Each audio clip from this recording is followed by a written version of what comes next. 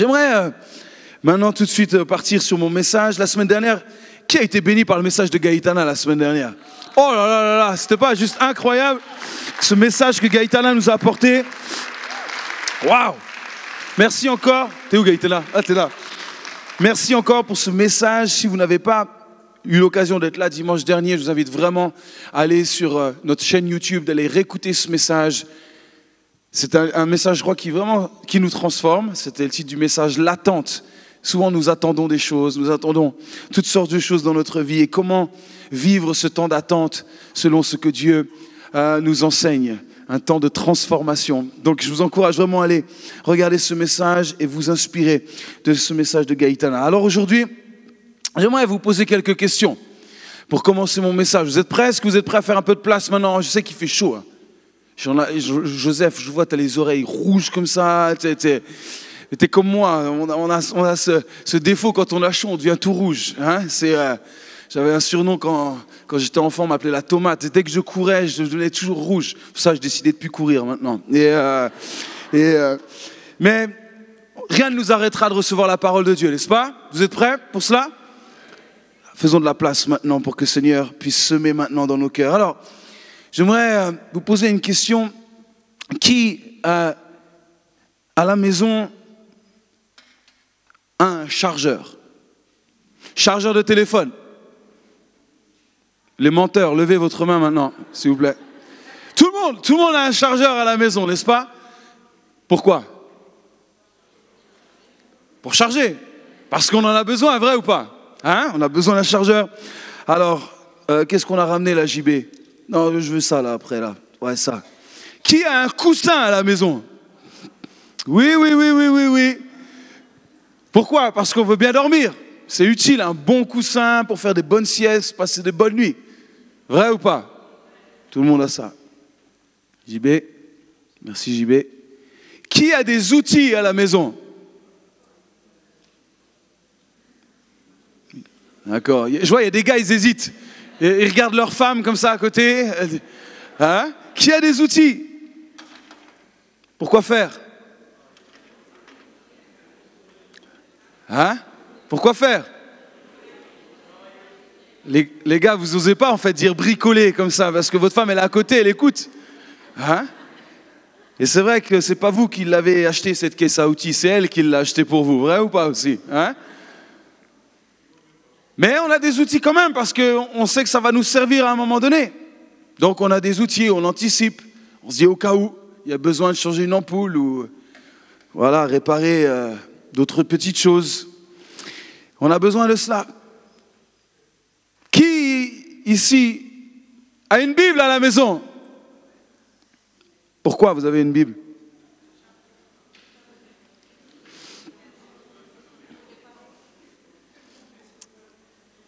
Pourquoi avoir une Bible à la maison aujourd'hui? Pour écouter la parole? À quoi ça sert d'avoir une Bible à la maison aujourd'hui? C'est le thème de mon message. À quoi ça sert? À quoi ça sert? À quoi ça sert la Bible aujourd'hui? On a tous une Bible, même plusieurs formats, plusieurs modèles. On a tous une Bible aujourd'hui. Vous qui êtes ici, peut-être si vous n'avez pas de Bible, on aimerait quand même vous en donner une. Il faut que vous ayez une Bible. Mais plus que de l'avoir, il faut de comprendre à quoi sert la Bible. Et j'aimerais juste aujourd'hui parler de cela. À quoi sert la Bible? Ça me paraît important aujourd'hui de remettre la Bible au cœur de nos messages, au cœur de notre vie. À quoi sert? La Bible contient environ 3 millions de lettres. C'est pas rien, hein? 3 millions de lettres. 31 000 versets. 1189 chapitres. Il y a des expériences qui ont été faites, plusieurs expériences qui ont été vécues et réalisées, qui prouvent en moyenne qu'il faut entre 50 et 70 heures pour lire la Bible entièrement. 50 et 70 heures pour lire la Bible entièrement. Si vous gardez le même rythme que vous avez pour lire la Bible en 50 ou 70 heures, écoutez bien ça. Ça veut dire que vous pouvez lire au minimum 20 fois la Bible tous les ans. Et pour les plus rapides, jusqu'à 30 fois par an. Alain qui se disent ah, à quoi ça sert?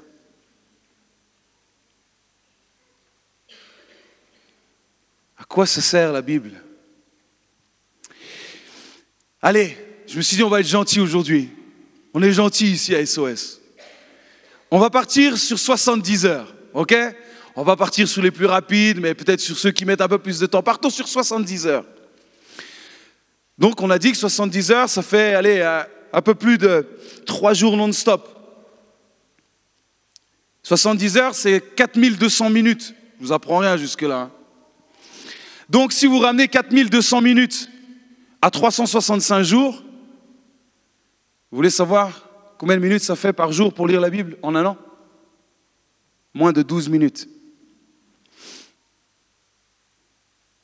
Moins de 12 minutes par jour pour lire la Bible en un an.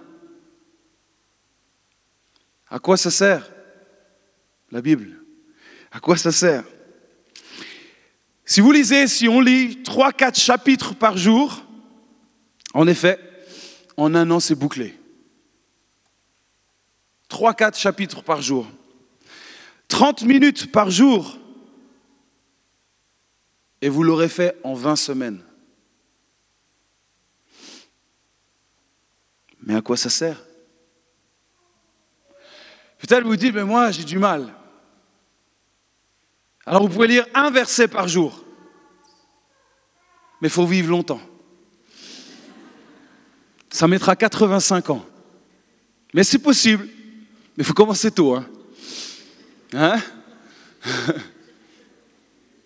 Un verset par jour. 85 ans. On pourrait dire 30 minutes, c'est vrai, c'est pas grand-chose. 30 minutes par jour. En 30 minutes par jour, en un jour, vous aurez lu le livre des Ecclésiastes. En 2 jours, Romains. L'épître aux Romains est bouclée en 2 jours. L'évangile de Marc en 3 jours. La Genèse en 1 semaine. Les psaumes, 10 jours. Les épîtres et l'Apocalypse, 15 jours. Toutes les épîtres et l'Apocalypse, 15 jours. Le Pentateuque, c'est les 5 premiers livres de la Bible. Pas évident quand même. Mais 30 jours, en un mois. Le Nouveau Testament, entier, 30 minutes par jour. En 40 jours, vous l'avez lu. 40 jours. L'Ancien Testament, 120 jours. La Bible entière,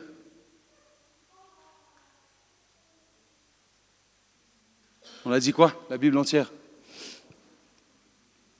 Combien? Exactement. 160. Mais à quoi ça sert?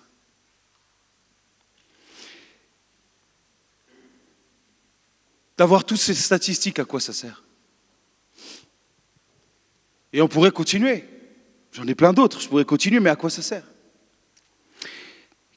La question c'est, qu'est-ce qui fait qu'aujourd'hui, nous lisons si peu la Bible? Soyons honnêtes, les amis. Qu'est-ce qui fait qu'aujourd'hui, on lit si peu la parole? C'est vrai, la Bible reste le livre le plus vendu au monde. Mais est-ce qu'il reste le plus lu au monde? Qu'il soit vendu, c'est une bonne chose. On se réjouit qu'il reste le numéro 1 des ventes. Mais le plus important, c'est qu'il soit lu. La Bible, dans son intégralité, a été traduite dans 542 langages. Waouh, c'est beau. 542 langages. Le Nouveau Testament est disponible dans 1320 langues. On peut se réjouir de ça. Magnifique, on rend l'évangile accessible. Il n'y a jamais eu autant de versions, de supports disponibles, de plans de lecture, des illustrations, des vidéos pour nous accompagner. On peut les écouter maintenant pour ceux qui ont du mal à lire. On n'arrête pas le progrès. On essaye de rendre la Bible la plus accessible possible et on peut se réjouir de ça.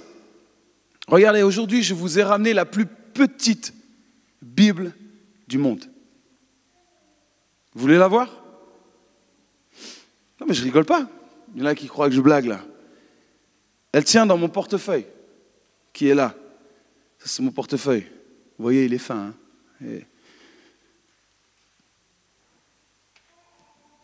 C'est la plus petite Bible du monde.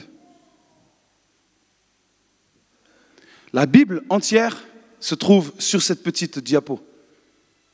Vous me dites, mais comment c'est possible? Eh bien, vous prenez cette petite diapo et vous le mettez dans une machine qui s'appelle Ultrafiche. Ça, c'est une Ultrafiche. Vous mettez la diapo dans cette machine qui va avec. Et en fait, sur cette petite diapo, sur l'écran, toute la Bible va apparaître. Juste sur cette petite fiche. Mais à quoi ça sert? Ouais, j'ai la plus petite Bible du monde dans mon portefeuille. À quoi ça sert? Il y a même des musées de la Bible aujourd'hui. À Washington, il y a un musée de 4000 mètres carrés, juste de la Bible. On peut voir toutes sortes de Bibles. Et on peut se réjouir, tant mieux. La Bible est accessible. Il y a même maintenant, vous ne le saviez peut-être pas, la journée internationale de la Bible. Vous le saviez? Moi non plus. Je l'ai appris. C'est le 14 novembre. Maintenant, ils se sont dit, il faut sensibiliser les gens pour la Bible. Donc le 14 novembre, maintenant, c'est la journée internationale de la Bible. Pourquoi pas? Au moins, on parle de la Bible, on ne peut que se réjouir de cela. Mais pourquoi? À quoi ça sert? Moi, ça me pose question, tout ça. D'avoir toutes sortes de choses, toutes sortes de moyens, de voir un engouement, un investissement énorme pour rendre la Bible accessible. À quoi ça sert d'avoir plusieurs versions de la Bible? À quoi ça sert d'avoir tous les outils, les accessoires? À quoi ça sert tout ça? Et puis en parallèle, il y a une étude sérieuse qui a été menée en 2021. Allez, le temps devant la télé pour les Français en 2021. Ah oui, parce qu'il faut quand même à un moment donné comprendre les choses. Hop là. Tous les jours, vous savez combien nous, Français, parce vous êtes tous Français là. Il y en a qui là sont contents d'avoir la double nationalité. Ils disent, pas moi. Mais quand même. Hein? Vous voulez savoir? Le temps quotidien d'un Français devant la télé. 3h41 par jour. 3h41 par jour. Le temps moyen devant les écrans. Parce que ça, c'est pas la télé, c'est pas les écrans. Hein? Les temps moyens devant nos écrans, nos ordinateurs, nos smartphones. 56 heures par semaine. Ce qui, au cours d'une vie... Non, mais ça rend fou, les statistiques. À un moment donné, j'ai arrêté parce que je me suis fait peur moi-même. Au cours d'une vie, ça représente entre 25 et 27 ans de ta vie. Un tiers de ta vie, de ma vie, passé soit devant un écran de télévision, soit un écran d'ordinateur ou un smartphone. Waouh! Ah, mais je sais, il y en a qui disent, oui, mais moi je travaille devant mon ordi, moi. Comment je fais? Attends, je t'ai pas oublié. Je t'ai pas oublié. En moyenne, un Français passe 20 heures par semaine dans le cadre de son travail devant un écran. 20 heures. Donc sur les 56, il en reste encore 36. Allez, même si on fait moite-moite, il reste encore beaucoup d'heures devant nos écrans. En moyenne, un Français passe 20 heures devant son écran pour travailler, 36 heures pour son temps libre, pour les films, séries, réseaux sociaux et tout ce que vous connaissez. Alors, pourquoi je vous parle de tout ça? Je m'inclus totalement dedans. C'est parce que l'excuse du temps n'est plus une excuse. Je n'ai plus le temps, je n'ai pas le temps. Vous l'avez vu, ce n'est pas une excuse valable. Ça ne tient plus, ça, aujourd'hui. On ne peut plus se justifier de ça aujourd'hui. On ne peut pas se cacher derrière le temps. Il faut trouver un autre argument, mais celui-ci ne tient plus. Alors pourquoi? Quel est le problème? Les amis, quel est le problème avec la Bible? Qu'est-ce qui fait que nous ne lisons pas ou plus ou pas assez la Bible? 2 Timothée chapitre 3 verset 16 va nous aider. Je vous invite à prendre vos Bibles justement.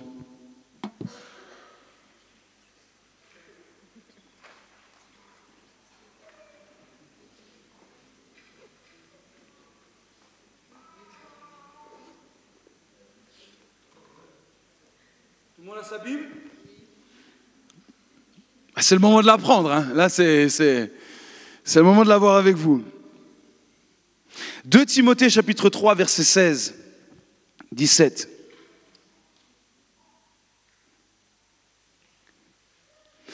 Toute écriture, donc la parole de Dieu, est inspirée de Dieu et utile. Utile pour enseigner, pour convaincre, pour corriger, pour instruire dans la justice, afin que l'homme de Dieu soit accompli et propre à toute bonne œuvre. Je répète, toute écriture est inspirée de Dieu et utile. Utile pour enseigner, convaincre, corriger, instruire, dans le but que l'homme soit accompli et propre à toute bonne œuvre. La réponse, nous l'avons ici dans ce verset. Le problème, ce n'est pas la Bible, on le sait. Le problème, c'est l'intérêt que nous trouvons à lire la Bible. C'est l'utilité que nous trouvons à ouvrir notre Bible. C'est l'utilité à communier avec ce livre qui n'est pas un livre qui est une personne. C'est ça aujourd'hui l'intérêt que parfois nous n'avons pas suffisamment. Et pourtant, elle a été inspirée par Dieu lui-même et utile pour 4 choses. Et j'aimerais juste voir ces 4 choses rapidement. La première, on l'a vu, c'est quoi? La première chose, c'est d'être enseigné. Elle va enseigner. Enseigner, c'est ce qui doit être pensé, c'est notre doctrine. Elle va apporter les fondements pour notre vie. Dans Marc chapitre 7, verset 6, voici une parole de Jésus aux pharisiens. Les pharisiens, c'est des religieux. C'est des gens qui ont réponse à tout. C'est des gens qui pensent détenir absolument la vérité en toute chose, absolue. Et ils traquent les autres, ils regardent, ils épient la vie des autres pour regarder s'ils appliquent correctement les choses. Et Jésus leur répondit, bande d'hypocrites, Ésaïe a bien prophétisé sur vous alors qu'il est écrit, ce peuple m'honore des lèvres, mais son cœur est éloigné de moi. C'est en vain qu'il m'honore en donnant des préceptes qui sont des commandements d'hommes. Écoutez bien, vous abandonnez le commandement de Dieu et vous observez la tradition des hommes. Vous abandonnez le commandement, la parole de Dieu, vous l'abandonnez pourquoi? Pour observer la tradition des hommes. Et il leur dit encore, vous rejetez fort bien le commandement de Dieu, la parole de Dieu, vous la rejetez pour garder votre tradition. Mais nous, ce n'est pas notre cas, les amis. Nous voulons garder le commandement de Dieu. Amen. Nous voulons être des gens qui croient et qui gardent la parole de Dieu précieusement. Qui veut être enseigné encore aujourd'hui? Qui veut rester enseignable aujourd'hui? Qui veut se dire, mais moi j'ai tellement encore à apprendre aujourd'hui? Alors si tu te considères comme quelqu'un qui veut être enseignable, alors tu vas trouver un intérêt à lire la Bible. Tu vas avoir un intérêt à ouvrir les pages de ta Bible. Qui sont aujourd'hui les éternels étudiants? Les infatigables, ceux qui veulent se nourrir, ceux qui veulent toujours apprendre un peu plus sur notre Dieu. Aujourd'hui, vous savez, on a accès à toutes sortes d'informations. Tous les jours, constamment. Vous avez regardé même les infos aujourd'hui, vous avez un journaliste qui vous parle, et en plus du journaliste qui vous parle, il y a une information qui passe en dessous de ce gars. Donc vous essayez de comprendre, en fait, d'essayer d'écouter ce que lui est en train de dire, mais en même temps vous essayez de lire. Donc, en fait, on nous bourrine d'informations, on nous projette des informations constamment. Constamment, on a accès à l'information, on tape sur nos ordinateurs, on a accès à de l'information en continu. Tout le monde aujourd'hui pense avoir une bonne réponse. Tout le monde pense détenir la réponse. Moi, j'ai lu que, moi, je sais que, moi, j'ai entendu que. Vrai ou pas? On le fait tous. Tout le monde devient expert. En fait, on est tous des experts maintenant parce qu'on a entendu que, on a vu que quelqu'un a dit que, parce qu'on a collecté des informations sur le web. Pendant le Covid, là, il y en avait des experts. Tout le monde était devenu épidémiologiste. Tout le monde savait mieux que quiconque. Moi, je sais. Moi, je pense que. Moi, je détiens la vérité. Maintenant, la guerre. Tout le monde devient expert en géopolitique. Tout le monde sait, tout le monde connaît Poutine personnellement. On a passé des soirées avec lui. Tout le monde le connaît, le gars. En fait, tout le monde devient expert parce qu'on a de l'information, on prend cette information. Mais ta Bible, notre Bible, la parole de Dieu a été donnée, c'est un don, pourquoi? Pour nous enseigner personnellement. Vous savez, le problème que nous avons développé ces dernières années, c'est que nous sommes trop habitués à ce que quelqu'un nous nourrisse. Nous sommes habitués à ce qu'un pasteur, un enseignant, soit dans votre église, ou parfois on va même piocher un petit peu à l'aveuglette sur le net pour savoir un petit peu tout ce qui s'y passe, et puis on pioche, on regarde. En fait, on s'attend à ce que quelqu'un vienne nous mettre la cuillère à la bouche. Mais la Bible t'a été donnée pour que toi, tu puisses être enseigné directement de la parole de Dieu.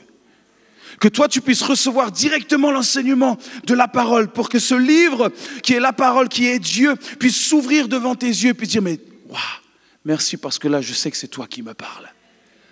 Oh, l'information, là, je l'ai bien reçue. Et c'est bien toi maintenant qui parles à mon cœur. La parole t'a été donnée pourquoi? Elle nous a été donnée pour que nous puissions avoir la pensée du royaume, la mentalité du royaume, les infos du royaume, la vie du royaume. La parole, c'est quoi? C'est l'ADN de Dieu.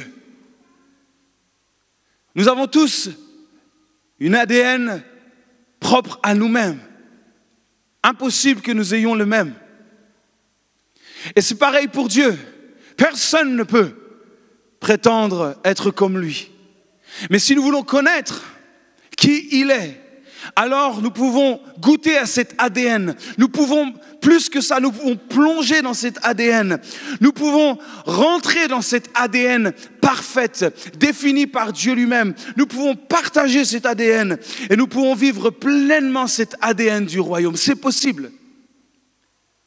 C'est utile. C'est là la puissance de la parole de Dieu.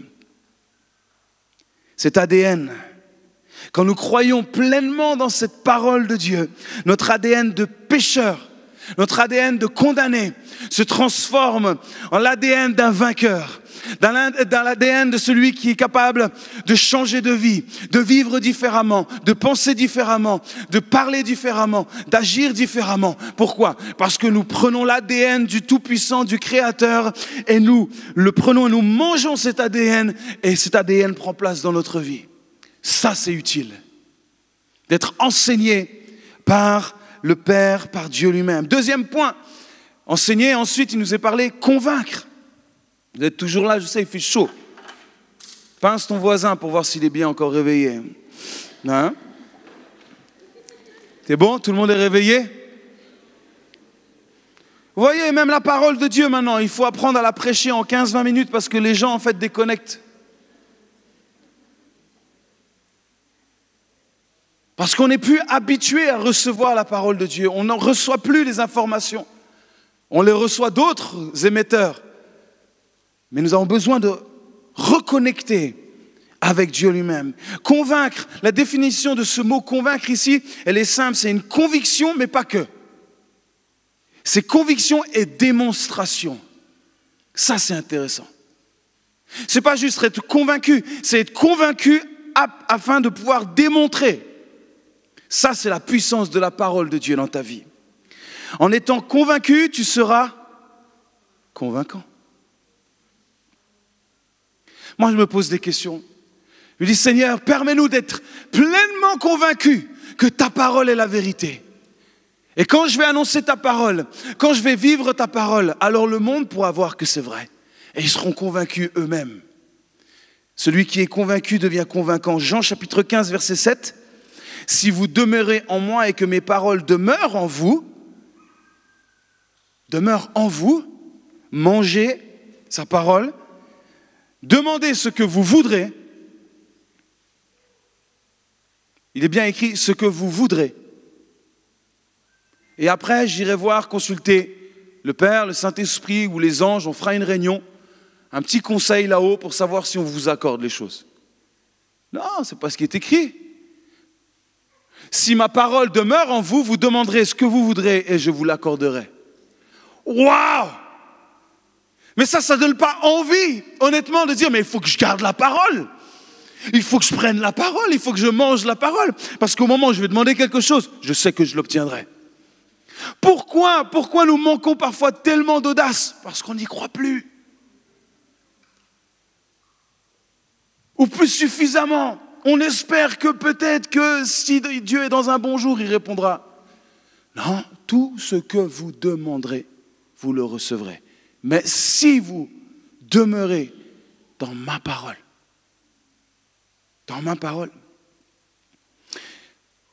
parfois ce manque de conviction emmène quoi? Tout simplement, très peu de démonstrations. Il y a très peu de démonstrations. Pourquoi? Parce que Dieu répond à sa parole. Sa parole ne revient jamais sans avoir de l'effet.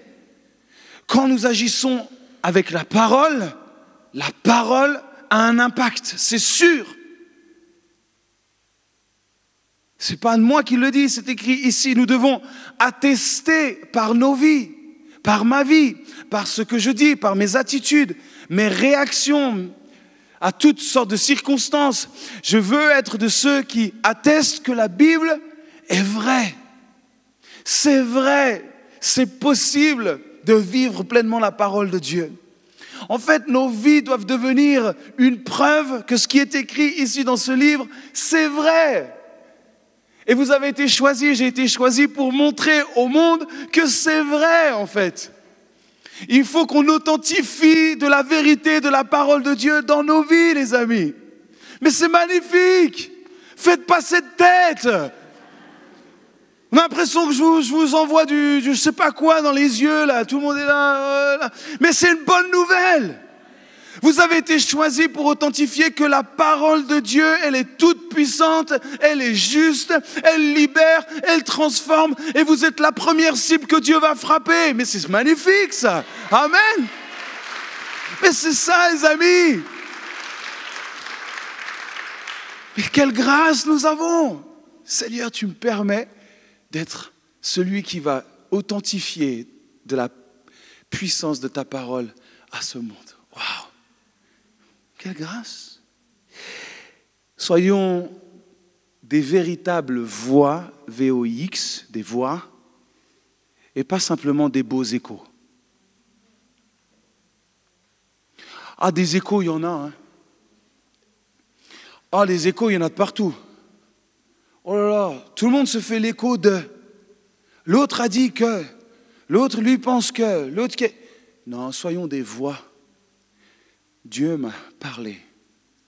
Et voici ce que je déclare aujourd'hui. J'ai une communion, une relation avec Dieu au travers de sa parole. Et sa parole est la vérité. Elle est en moi, je la mange, je la chéris jour et nuit. Et ce que je dis ne vient pas de moi, mais vient de la parole de Dieu. Je ne suis pas l'écho de, je suis la voix. J'ai été choisi pour déclarer les bontés, la puissance et la gloire de Dieu. Amen. Alors c'est en considérant, en mettant notre foi dans l'utilité de la parole pour nous, qu'il va révéler sa force et son autorité. Mes amis, considérons, en mettant notre foi, l'utilité de la parole de Dieu. Comme je l'ai dit aujourd'hui, je souhaite juste remettre la parole de Dieu au centre de nos vies. Troisième point, oh celui-là il nous fait plaisir. Corriger, la parole de Dieu, elle nous corrige. Yes! Amen! Alléluia! Gloire à Dieu! Hein? Elle nous corrige. Le mot corriger ici veut dire restauration à un état juste. Il nous restaure, il nous redresse, il nous relève. La vraie correction, elle n'a pas le but de nous écraser, mais de nous relever. Amen. Ce que Dieu veut, c'est en nous corrigeant, il veut rétablir ce qui est tordu pour le ramener afin de marcher droit avec lui. C'est ça ce que Dieu veut faire. C'est bon d'être corrigé. C'est une grâce. C'est une grâce. Si vous voyez quelqu'un qui ne marche pas correctement, qui prend une mauvaise habitude, il dit marche différemment. Rétablis ta jambe correctement, parce que c'est comme ça que tu vas bien marcher et que tu vas pouvoir marcher longtemps. On le ferait tous. Si on voit quelqu'un qui ne prend pas les bonnes habitudes dès le départ, on va dire non, fais comme ça. Pourquoi ? Parce qu'on veut le bien de cette personne et il faut corriger. Et la parole de Dieu, elle est utile. Pourquoi ? Parce qu'elle nous corrige. Elle nous corrige. Écoutez Hébreux 4, verset 12. Car la parole de Dieu est vivante. Amen. Elle est efficace. Amen. Plus tranchante qu'une épée quelconque à deux tranchants. Pénétrante jusqu'à partager âme et esprit, jointure et moelle. Elle juge les sentiments et les pensées du cœur. Waouh! Ça, c'est la puissance de la correction de la parole de Dieu. Elle est capable de venir scinder, de venir couper là où personne ne peut le faire. Quand on laisse accès à la parole de Dieu dans sa toute puissance et son autorité, Dieu vient chercher là où l'homme ne peut pas venir chercher, là où toi-même ne peux pas, là où aucun médecin, aucun copain, aucun ami ne peut venir. Il vient pénétrer là dans ce parti infime, il vient scinder ce qui est bon, ce qui est du mauvais, ce qui est de la chair, ce qui est de l'esprit. Il vient vraiment avec précision. Ça, c'est la parole de Dieu. Elle est précise, cette épée précise qui vient séparer, corriger, rétablir la vérité dans nos pensées, dans nos cœurs, dans notre âme, vient rétablir l'ordre divin dans notre vie. On reconnaît tous avoir besoin d'être restaurés. On a des parties de notre vie qui ont peut-être été brisées à cause de notre histoire. On a besoin d'être restauré, on a besoin d'être remis droit, on a besoin de prendre les bons réflexes. On a besoin parfois aussi de changer de caractère. Non, il n'y a que moi. Bon. On a besoin d'être corrigé dans notre vie en général. Si on reconnaît pas cela, on peut comprendre pourquoi alors on s'intéresse si peu ou pas suffisamment à la parole. Parce qu'elle a ce pouvoir de venir rétablir, restaurer, corriger, redresser. Vous savez que pour changer votre caractère, il y a une étude qui a été faite, pour changer votre caractère, si vous vous y mettez d'arrache-pied, pour changer votre caractère, parce qu'on vous a dit « Oh, t'as un sale caractère, change ton caractère ». Il y en a qui ont déjà subi ce genre de choses. Moi, je ne crois pas qu'il y ait des sales caractères. Moi, je crois qu'il y a des forts caractères. Les gens, on a tous des caractères différents. Mais quand la parole de Dieu vient, ceux qui semblent être des sales caractères, non, en fait, c'est juste des caractères qui ont besoin, comme tous les autres caractères, de replacer leur caractère avec la parole au centre. Et en fait, leur potentiel, leur capacité à dire les choses, à prendre les tempéraments forts comme ça, en fait, c'est une grâce. C'est un cadeau. Moi, j'aime les gens comme ça. J'aime les gens avec les forts caractères.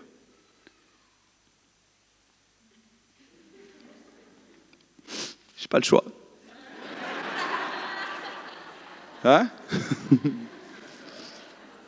Elle n'est pas là, je peux le dire. Hein? C'est beau. Et puis, c'est pas parce qu'on a un caractère ou une sensibilité toute douce qu'on a forcément un bon caractère. Ça n'a rien à voir avec ça. Quand Dieu est au centre, tout est soumis à sa parole et il aiguise, il affûte. Et comme il nous a créés, c'est bon. Il faut restaurer juste avec sa parole, en mettant sa parole au centre. Et c'est là qu'on devient aussi efficace dans notre vie. Une étude montre que si vous vous acharnez pour changer votre caractère, tout au long de votre vie, vous changerez à peu près 5% de votre caractère. Il y en a peut-être qui disent, moi ça tombe bien, j'ai que 5% à changer. Donc, mais ça, demandez à ceux qui sont à côté de vous. Ce n'est pas à vous de définir ça.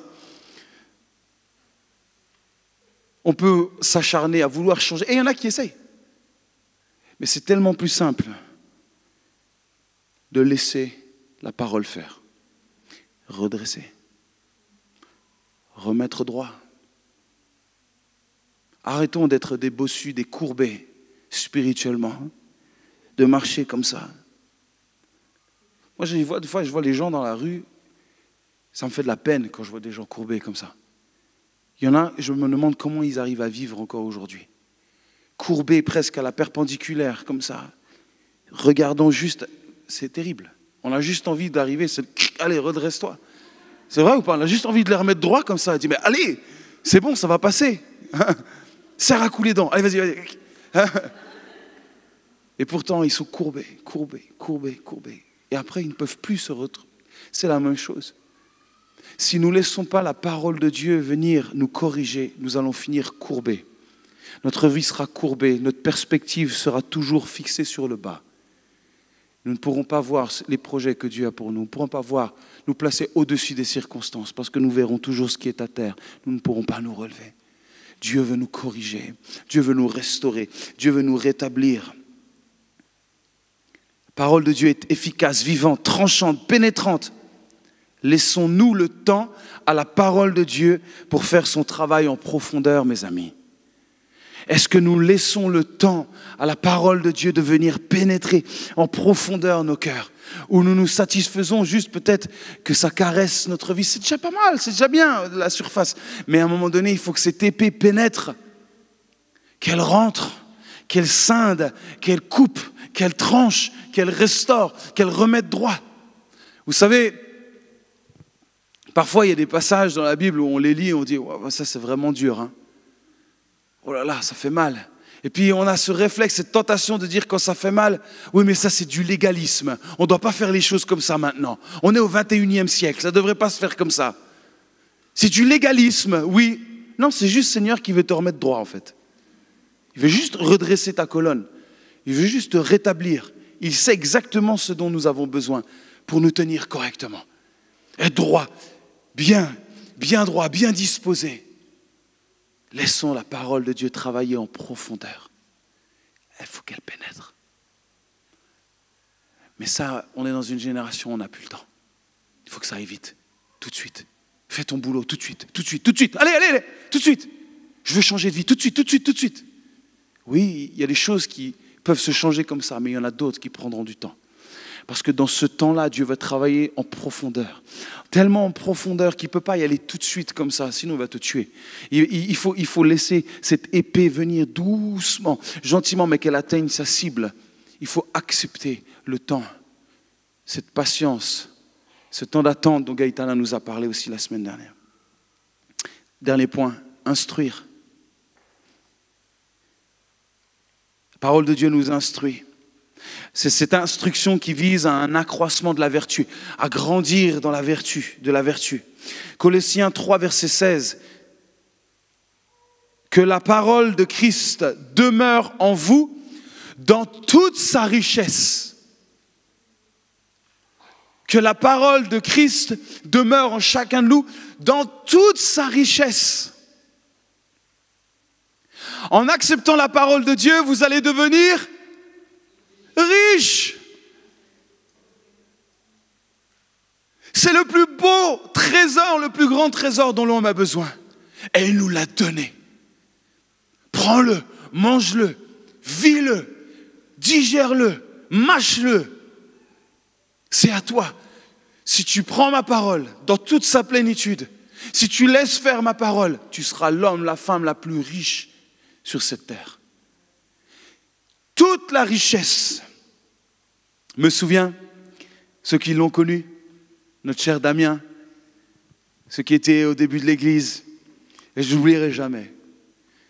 Une des premières fois qu'il est venu à l'église, c'était un ancien toxicomane qu'on a eu la joie de baptiser. Il est décédé l'année dernière. On a pu vraiment être sur son chemin. Quelle grâce. Et je me souviens les premières fois où il est arrivé à l'église et on lui présentait, il dit, tu vois, ça c'est la Bible. Elle est en deux parties, l'Ancien Testament, le Nouveau Testament. Et puis, je me souviens, il a pris la Bible comme ça. Il a regardé comme ça. Puis il a vu, il a regardé à peu près le Nouveau, l'Ancien, il a fait. Et je lui ai dit, tu sais, tu peux commencer par le Nouveau, hein, c'est plus simple. Et il regarde comme ça, il fait, oh, j'ai déjà gagné 3/4 du bouquin.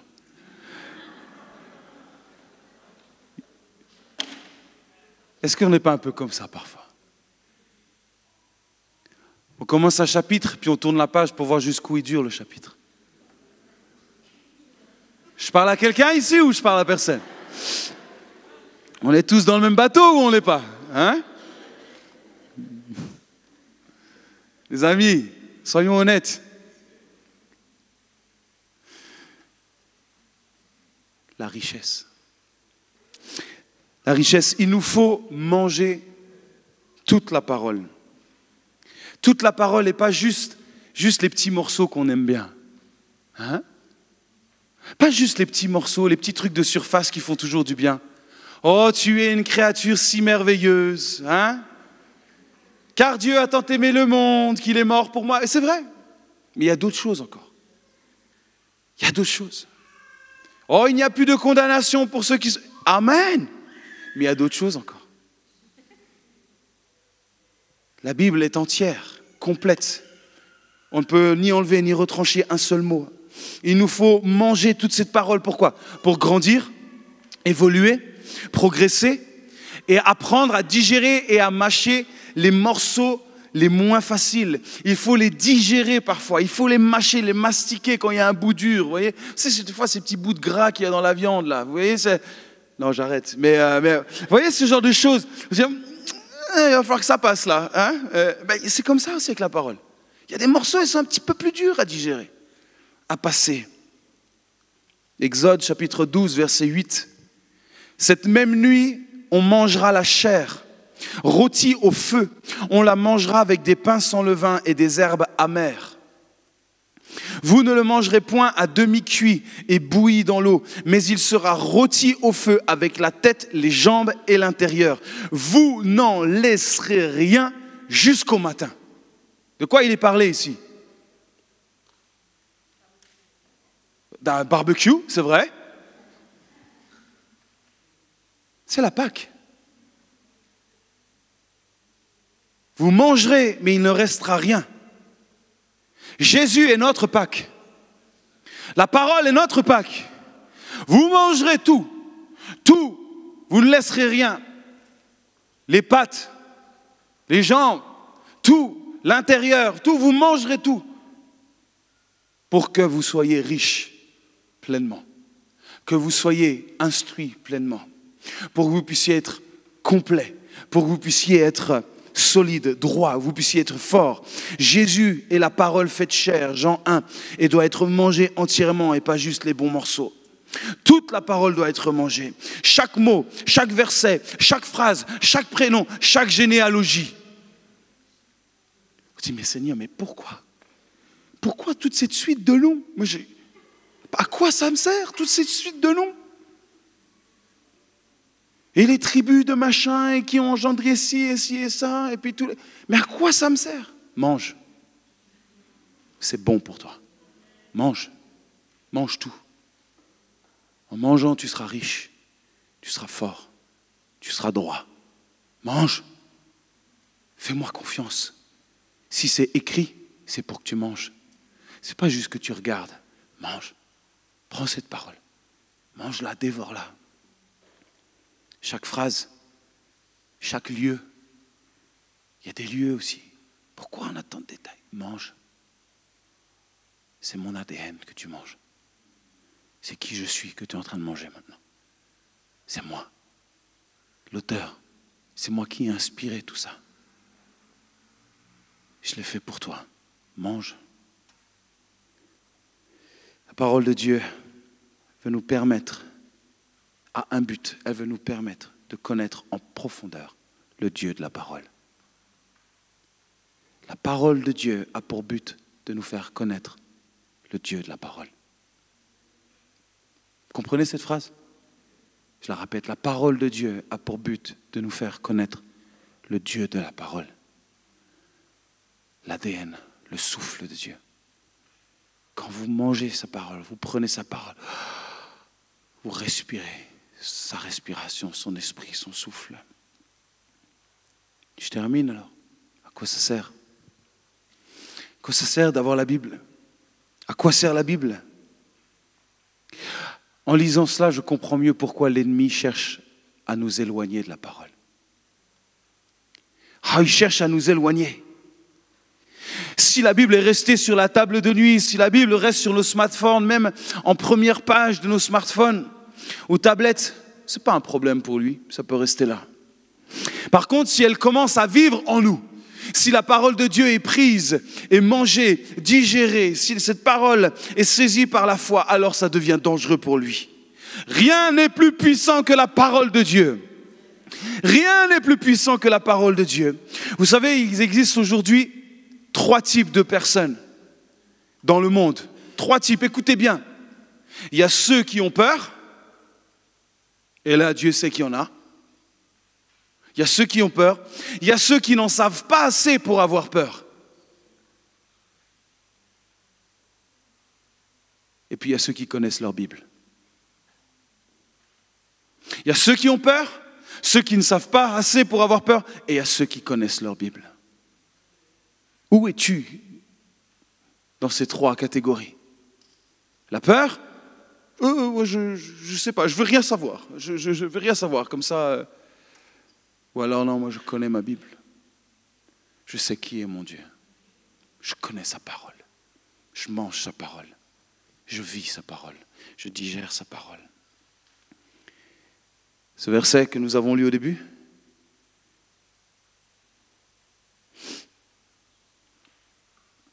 il faut que je le retrouve. Afin que l'homme de Dieu soit accompli et propre à toute bonne œuvre. Ça veut dire quoi? Ça veut dire prêt. Prêt. Accomplissement de l'homme. Dieu veut que tu sois un homme prêt, complet, parfait. Une aptitude spéciale pour être au service. C'est ça que Dieu veut faire. Il veut te donner cette parole pour que tu sois apte, propre à toute bonne œuvre. Voilà, servir Dieu, c'est bien, c'est un bon désir. Et c'est normal quand on découvre qui est Jésus, on a envie de le servir. Et tout le monde dit, oui, ça c'est vrai, moi je veux le servir, je veux me mettre à disposition. Mais changer ce désir en réalité, c'est bien plus qu'une simple intention. C'est pas juste dire, oh là là, moi j'aimerais le servir. Il y a un engagement, il y a une attitude, il y a une formation que Dieu veut te donner au travers de sa parole. Il y a à rester malléable, disponible, disposé dans les mains du potier pour qu'il fasse son travail, qu'il te corrige, qu'il t'enseigne, qu'il te prenne par la main, qu'il t'emmène, que la parole pénètre ton cœur pour que tu sois prêt, toujours prêt. Ceux qui sont proches de la parole de Dieu, ceux qui connaissent la parole de Dieu sont toujours prêts. Toujours prêts. Seigneur, qu'il en soit fait selon ta parole. Parole de Marie quand Jésus allait venir. Oh, quelle parole extraordinaire de cette jeune femme. Oh, le Saint-Esprit est venu chambouler tous les plans de sa vie. Elle allait se marier, il a dit, tu vas tomber enceinte. Tu peux attendre 6 mois, ça m'arrangerait. Non, c'est maintenant. Qu'il en soit fait selon ta parole. Je suis ta servante. Prêt, je suis prêt. Je suis prêt. Où tu veux m'emmener, j'irai. Où tu m'appelles, pourquoi? Parce que je connais ta voix. Je sais qui tu es. Je connais le Dieu de la parole. Je connais ce Dieu. Je sais reconnaître ta voix. Je suis prêt. Ça, c'est l'œuvre de la parole dans le cœur, dans nos cœurs. Cette parole qui résonne, qui nous relève, qui nous fortifie. La parole de Dieu est capable de nous rendre aptes au service. C'est elle qui nous rend aptes au service. Servir Dieu sans vouloir mettre le nez dans le manuel, oubliez. Vous voulez servir Dieu, mais vous n'êtes pas prêt à mettre le nez là-dedans, votre cœur là-dedans, oubliez le service. Oubliez. Faites autre chose. chose. Si tu veux servir, il est là le manuel. Toutes les pages sont importantes. Vous ne pouvez pas en sauter une. Et toute notre vie, nous allons apprendre. C'est toute notre vie. Toute notre vie, mais nous allons rester attachés, passionnés par cette parole.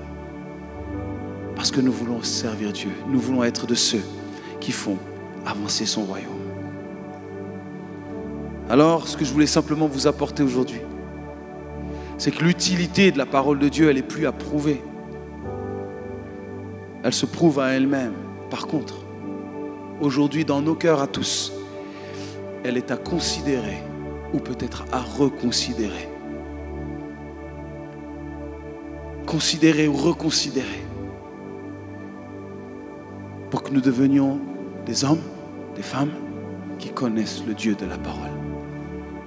Je suis prêt. Envoie-moi là où tu veux.